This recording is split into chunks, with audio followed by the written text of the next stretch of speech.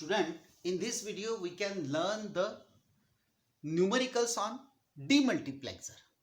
Actually, demultiplexer is a combinational logic circuit. It has a one input and the many output. There are different types of the demultiplexer. 1:4, 1:2, 1:8, 1:16 and so on. Generally, ऐसा problem paper में आता है कि construct the 1:4 demultiplexer using 1:2 demultiplexer. इसका मतलब मुझे 1:4 demux construct करना है, बट अवेलेबल 1:2 है. हमको पता है कि 1:4 डीमक्स का मतलब होता है 1 input and 4 output and 2 select input, and 1:2 का मतलब होता है 1 input 2 output and 1 select input. Of course अगर हमें 4 आउटपुट चाहिए और 2 आउटपुट वाला अवेलेबल है तो मुझे 1:2 यूज करना पड़ेगा. तो हम 1:2 निकलते. ये मेरा 1:2 है डीमक्स, ये मेरा 1:2 है डीमक्स. अब इसके लिए 2 आउटपुट हो गए, इसके लिए भी 2 आउटपुट हो गए. तो ये मेरा y0, y1, y2 और y3 ये मेरे आउटपुट हो गए.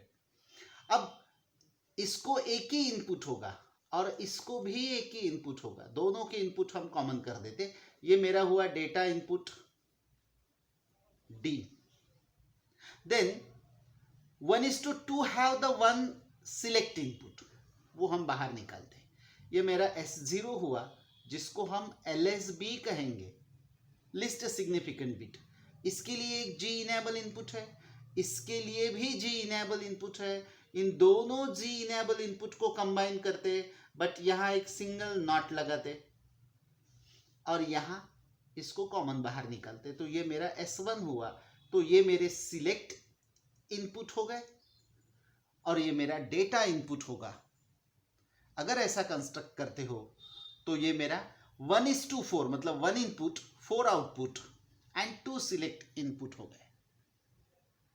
इसका ट्रूथ टेबल निकाल के देखते. अगर मेरा सिलेक्ट इनपुट S0 S1 है, S0 is the LSB, then of course the combination is 0 0 0 1 1 0 and 1 1. Observe करो, अगर आउटपुट निकालना है, दोनों इनपुट अगर 0 है, ये भी 0 है और ये भी 0 है, ये 0 है इसका मतलब ये 0 है. अगर ये 0 है तो ये 1 हुआ क्योंकि बीच में नॉट है. इसका मतलब ये डिसेबल हुआ, ये ऑफ हुआ क्योंकि इसको हायर इनपुट मिल रहा है, और ये इनेबल हुआ क्योंकि इसको लोअर इनपुट मिल रहा है. अगर ये इनेबल है और इसका सिलेक्ट इनपुट S0 अगर 1 है तो ये दोनों में से ऊपर वाला ट्रांसफर होगा, तो मुझे यहां y0 मिलेगा. Then S1 is 0, S1 is 0 and S0 is 1. अगर S1 0 है तो अगेन ऊपर वाला मतलब upper one is the enable and lower is disable. अब ये इनेबल है और S0 क्या है, S0 1 है, तो ये दोनों में से नीचे वाला ट्रांसफर करेगा तो मुझे y1 मिलेगा. 1 0 अप्लाई करो, इसका मतलब मेरा S0 0 है, ये 0 है, बट S1 नाउ 1. अगर ये 1 है तो ये 1 हुआ, तो ये 0 हुआ, ये 0 हुआ तो ये इनेबल हुआ और ये डिसेबल हुआ. अब ये इनेबल है but S0 is again 0. That means ये दोनों में से ऊपर वाला ट्रांसफर होगा तो y2 मिलेगा. एग्जैक्टली अगर 1 1 करते हो तो नीचे वाला इनेबल ऊपर वाला डिसेबल हो जाएगा, और सिलेक्ट इनपुट अगर 1 है तो मुझे नीचे वाला आउटपुट मिलेगा, मतलब y3 मिलेगा. Mean this is the truth table of 1:4 demux. Now you have to construct the 1:8 using 1:4. of course it required again the 2 1:4.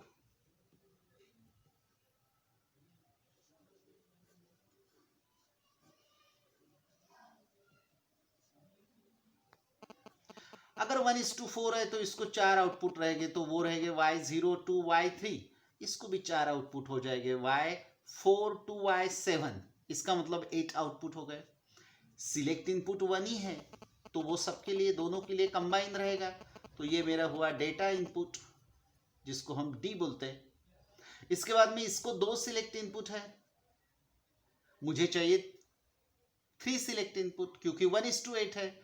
तो ये दो जो है वो एज इट इज रखते हैं। ये मेरा LSB हुआ, ये मेरा नेक्स्ट LSB हुआ। इसका मतलब ये S0 हुआ, ये LSB है, ये मेरा S1 हुआ। और दोनों के G कंबाइन करके यहाँ नॉट लगा के अगर ये G इनेबल इनपुट कॉमन बाहर निकालते हैं तो ये मेरा S2 हुआ।